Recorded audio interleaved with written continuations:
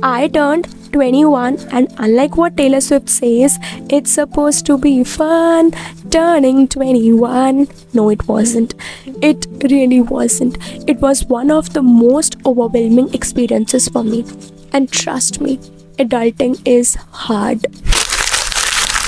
Hello everyone, I am Sanya and welcome to Sanya Space, and today I am going to share with you all the experiences that I felt within the past 3 months when I'm transitioning from 20th to 21st. So mostly लोगों का graduation ends at 21 and उसके बाद ऐसा कुछ नहीं होता कि अपने आप सब कुछ figure out हो जाएगा. उसके बाद भी we have multiple options to choose from. Either we can prepare for a government job या फिर masters कर सकते हैं या फिर we can prepare for a government job. तो ऑप्शंस तो बहुत सारे होते हैं और हमें अपने लिए ना सबसे बेस्ट चूज़ करना होता है. और अगर आप किसी से भी मिलोगे ना अपने कॉलेज या फिर ग्रेजुएशन के टाइम पर, तो सबका पहला क्वेश्चन वुड बी कि आगे का क्या प्लान है, आगे का क्या सोचा है. एंड जब हमने अभी तक खुद ही फिगर आउट नहीं करा तो हम किसी और को कैसे समझाएं कि हमें एक्चुअली में करना क्या है. So when I was in my first year तब मैंने ये प्लान किया था कि मैं ग्रेजुएशन के बाद मास्टर्स करूँगी, बट थर्ड ईयर आते आते मुझे समझ में आ गया कि मुझे पहले वर्क एक्सपीरियंस लेना है, उसके बाद मैं मास्टर्स करूँगी. तो plans do change and it's very normal. नई नई इंटर्नशिप्स करते हैं, नए नए जॉब प्लेसमेंट्स के लिए बैठते हैं और उससे हमें लाइफ में थोड़ा बहुत फिगर आउट होता है कि हमारे सामने क्या क्या ऑप्शंस हैं और हम फिर उन पर रिसर्च करते हैं और अपने लिए बेस्ट चूज़ करते हैं. So coming back to my case, I even started a YouTube channel in January only this year and मैंने अपने दिमाग में एक गोल सेट किया था, एकदम रैंडम गोल, कि मुझे अपने बर्थडे तक यानी 12th of August तक 10K सब्सक्राइबर्स हिट करने हैं. और मैंने अपना चैनल जनवरी में स्टार्ट किया. I have 8 months to perform. जुलाई में मेरी एक्सपेक्टेशंस और मेरी रियलिटी का आमना सामना हुआ और तब मुझे रियलाइज़ हुआ कि मेरे सिर्फ 70 सब्सक्राइबर्स ही हिट हुए. And I am not complaining at all. I am very grateful for each and every one of you. Thank you so much for always supporting me. But मैं खुद की ही परफॉर्मेंस से satisfied नहीं थी.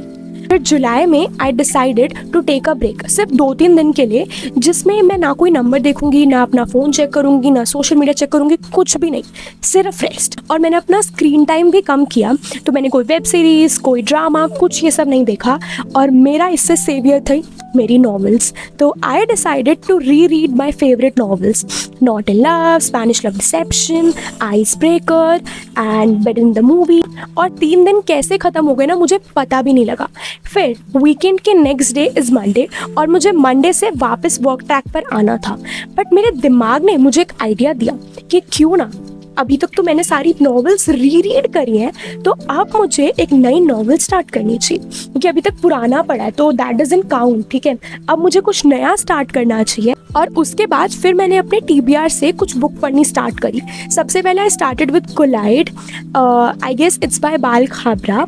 And उसके बाद मैंने पढ़ी Spiral which is also by Bal Khabra and ये इसका सेकेंड पार्ट है, यानी कोलाइड के बाद Spiral is the second part of the Vancouver series I guess. ठीक है, एंड उसके बाद मेरे को मज़े आने लग गए और फिर मैं अपने रीडिंग एरा में चली गई और मैंने पढ़नी स्टार्ट कर दी ग्लव्स ऑफ.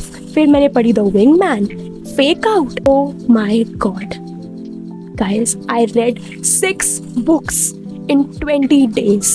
और ये जो पूरा 20 days का टाइम स्पैन था ना, इसमें से 15th डे के बाद जो 16th डे था उसमें मुझे ऐसा फील हुआ कि मेरी प्रोडक्टिविटी सब चली गई. मेरी क्रिएटिविटी, मेरे आइडियाज़ जो मैंने अपने पास सोच के रखे थे सब उड़ गए, सब कुछ चले गए मेरे दिमाग से.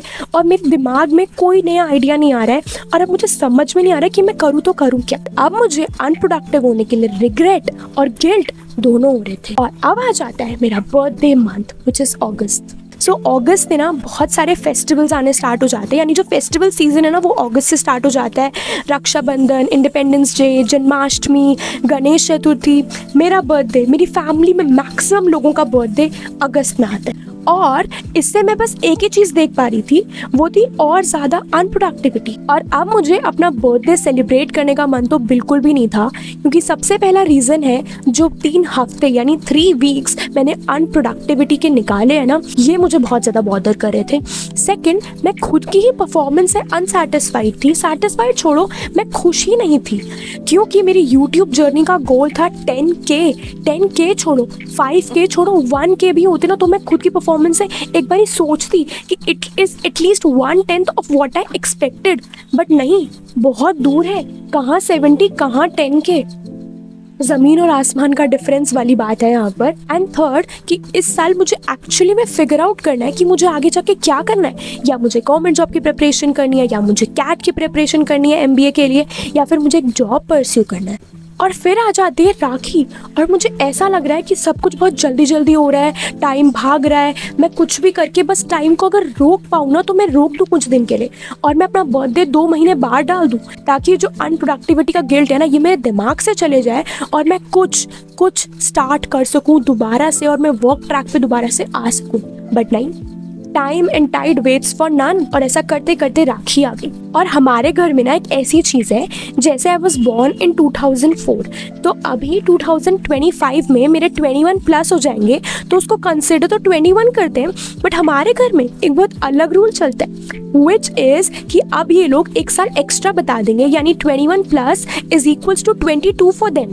सो ये मेरी एज 22 कंसिडर करते हैं। मैं खुद को 20 साल का एक्सेप्ट कर रही हूँ, 21 साल का कर ही नहीं पा रही हूँ, पर ये लोग मुझे 22 साल का बता रहे हैं। और फिर मेरे फ्रेंड्स ग्रुप में ये सारे मैसेजेस स्टार्ट हो जाते हैं कि और बर्थडे का क्या प्लान है, कहाँ जाने का प्लान है। तो टेंशन मत ले, कि मैंने उनको बताया तो था कि मुझे बहुत ज़्यादा ओवरवेलमिंग फील हो रहा है। ये सब मैंने उनको एक पूरे वॉइस नोट में बैठ के समझाया है, और मैं उनके मैसेजेस इग्नोर कर रही हूँ। मैं उनको ये सोच के घोस्ट कर रही हूँ कि अगर मैं उनके मैसेजेस इग्नोर करूँगी तो शायद मैं अपने 20th पे स्टिक हो जाऊँ, जैसे कोई फेविकॉल है और मुझे बस यहाँ पे चिपका के चला गया हो, और मैं इससे आगे बढ़ूंगी ही नहीं। अब मैं यहाँ पर एक वॉइस नोट अटैच करती हूँ, जिससे आप लोगों को ये पता लग जाएगा कि मैं एक्चुअल में कितनी ज़्यादा कंफ्यूज थी उस टाइम पर। मुझे अपना 21st बर्थडे कैसे मनाना है, और मतलब कुछ भी सोचा नहीं है मैंने। और अपने पिछले साल के जो पूरा साल गया है उसके बारे में नहीं सोचा है। इसको होता है ना कि हमारा पिछले साल कैसा गया, उसके बारे में सोचा नहीं, सोचा मैंने कुछ भी प्लान नहीं करा है। मुझे नहीं पता चीजें कैसे जा रही हैं, और सब कुछ ऐसे ओवरवेलमिंग फील हो रहा है। ऊपर से जो 2-3 गोल्स मैंने सोचे थे अपने पिछले साल से लेके इस साल तक, वो 3-4 बार इस साल में बदल गए हैं। और जो मेरा एक्चुअल गोल है मैं उस पर वर्क ही नहीं कर पा रही हूँ। ऐसा लग रहा है कि 21st बर्थडे ना रुक जाना चाहिए, टाइम रुक जाए, 2-3 महीने बाद आए, ताकि मुझे थोड़ा टाइम मिले ये सब चीजें समझने के लिए। जो सब कुछ इतने जल्दी भाग रहा है, हो रहा है। 21 कंप्लीट होने वाला है, तो 21 प्लस होता है, पर बोलते 21 है। तो उनके अकॉर्डिंग 22 साल क्यों? मेरी बुआ, सारी बुआएं बताती है 1 साल आगे, तो ये 1 साल आगे बढ़ा है। तो मेरी लाइफ में टेंशन बढ़ती जा रही है कि पहले मैं अपने आपको 20 सोच रही हूँ, 20 साल की अभी है टाइम, 2 दिन का टाइम है 21 साल का होने के लिए। पर वो लोग मुझे पहले 22 का बना चुके हैं कि अब तो हो गए 22 की, अब तो हो गई 22 की। Here it is।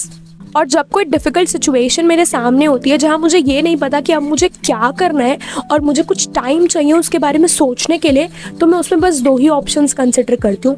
पहला वुड बी रेस्ट, जो मैं अब बिल्कुल भी डिज़र्व नहीं करती हूँ। 3 हफ्ते के रेस्ट के बाद अगर अब मैंने और रेस्ट डिमांड करा ना, तो मेरी बॉडी क्या, मेरा माइंड सब गिव अप कर देगा। अभी तक मेरा माइंड तो चल रहा है, बॉडी तो गिव अप कर चुकी है, बट अब माइंड भी नहीं चलेगा।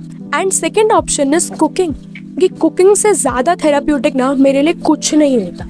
सो आई डिसाइडेड कि अब मुझे कुक करना है। और जब अगर कोई मुझे ऐसे बोले ना कि मुझे कुकिंग करनी है, तो मेरा कुकिंग से एकदम मूड ऑफ हो जाता है। और कभी किसी दिन रैंडमली कोई ट्यूसडे, वेंसडे, थर्सडे मेरा मन कर जाएगा कि आज मुझे कुकिंग करनी है। व्हेन आई एम कुकिंग, तो उस टाइम पे मैं एक अलग कंफर्ट स्पेस, एक अलग सेफ जोन में चली जाती हूँ, और जहाँ सिर्फ एक्चुअली में मैं प्रेजेंट हूँ। जैसे कुकिंग करने से पहले मेरे दिमाग में जो जो चीज़ें चल रही थी ना, मैंने उनको 3-4 पार्ट्स में डिवाइड किया। और फिर कुकिंग करते टाइम मैंने पहले एक चीज़ सोची, फिर दूसरी, फिर तीसरी, फिर चौथी, और फिर चारों को रख के सोचा कि मैं एक्चुअली में कर क्या रही हूँ। मैं जस्ट अपने बर्थडे को ग्लोरीफाई कर रही हूँ। और मैं इतने टाइम से जो मैंने ये 3 हफ्ते यानी ये 21 डेज स्पेंड करे हैं, मैं अगर पर डे 1% भी करती ना तो वो भी एक बड़ा डिफरेंस लेकर आता 10 दिन के अंदर। पर नहीं, मैंने नहीं करा और मैंने रादर अपने दिमाग को डिस्ट्रैक्ट करके रखा नॉवेल्स के थ्रू और बाकी चीज़ों के थ्रू, बट मैंने काम नहीं करा। और सेकेंड चीज़ जो मुझे समझ में आई ना वो ये थी, birthday isn't about ticking off goals, ticking off resolutions, नहीं, it's about me, it's my day. देखो बहुत सिंपल सी चीज़ है जो मैंने थोड़ा सा बैठ के यहाँ पे फिगर आउट किया, वो ये कि एक दिन में 24 घंटे होते हैं। आपका बर्थडे साल में एक दिन आता है, 365 डेज में से एक दिन जो सिर्फ आपका बर्थडे सेलिब्रेट करने के लिए है। 12 अगस्त 2025 दोबारा कभी नहीं आएगा। हाँ, 26, 27, 28, 30, 35 सब कुछ आएगा, पर 2025 दोबारा कभी नहीं आएगा। यानी मेरा 21st बर्थडे अगर मैं रिग्रेट या गिल्ट में मनाऊं तो भी वो दोबारा नहीं आएगा। अगर मैं बाहर जाके अच्छे से अपनी लाइफ इंजॉय करूं एक दिन तो भी वो दोबारा नहीं आएगा।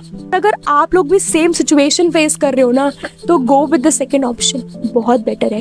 Trust me, I am saying it with my own experience. सोचो, अगर मैं फर्स्ट ऑप्शन रिकंसिडर करती ना तो मैं पक्का आज 13 अगस्त है, मैं इसका एविडेंस दिखाती हूँ, You guys can see 13/8/5/33, yes। तो फिर मैंने सोचा कि जब 20 दिन जा ही चुके हैं तो एक दिन और सही, और ये दिन अनप्रोडक्टिविटी, गिल्ट और रिग्रेट में नहीं निकालना। ये दिन घर से बाहर निकलकर स्टेप आउट करना है, अपना दिन एंजॉय करना है। मैंने वही करा और मुझे पिछले दिनों का रिग्रेट तो है, बट अभी इस वाले दिन का जो मेरे बर्थडे का दिन है उसका रिग्रेट बिल्कुल भी नहीं है। बट यहाँ पे एक कंडीशन थी, और वो कंडीशन ये थी कि मैंने खुद से प्रॉमिस करा था कि मेरे बर्थडे के नेक्स्ट डे विच इज 13 अगस्त, उस दिन मैं एक डायरी लेके बैठूंगी और ये डायरी उसका एक एविडेंस है।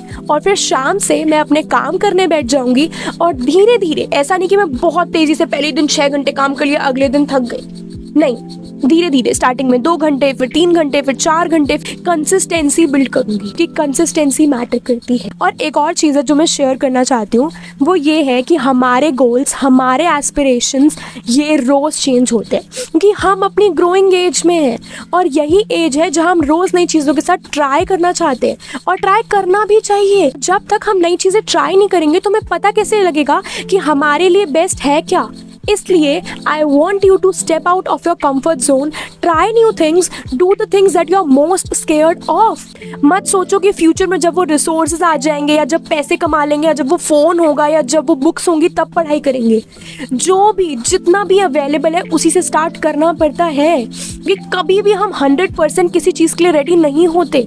हमारे बैक ऑफ द माइंड में हमेशा एक छोटा छोटा डाउट रह जाता है किसी भी चीज़ को लेकर, बट ट्राई ज़रूर करना चाहिए।